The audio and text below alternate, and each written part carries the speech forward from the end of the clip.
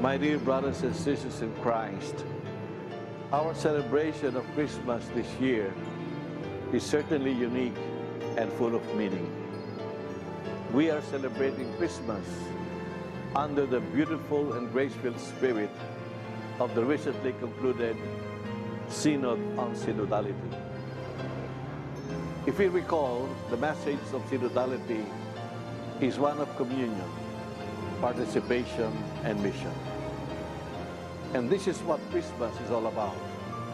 God, out of His goodness, willed to be in communion with us, concretely, in time, in place, in history.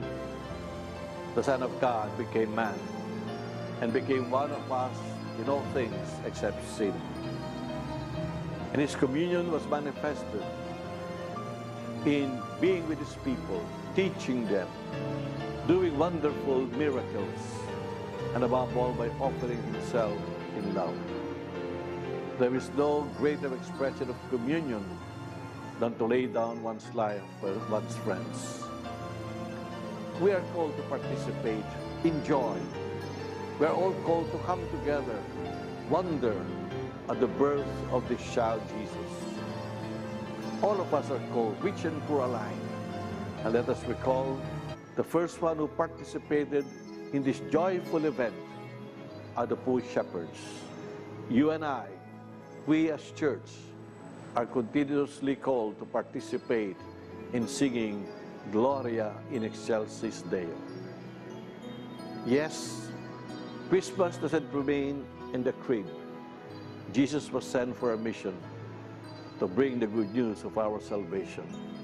And we participate in that mission,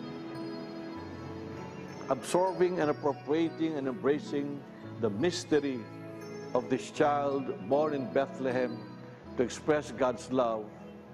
We are also called to spread this love to others by our good deeds, our charitable actions, above all by our selfless love for one another. This is what Christmas is all about. It is a community event, a community experience, a community filled with love. By this season of Christmas, in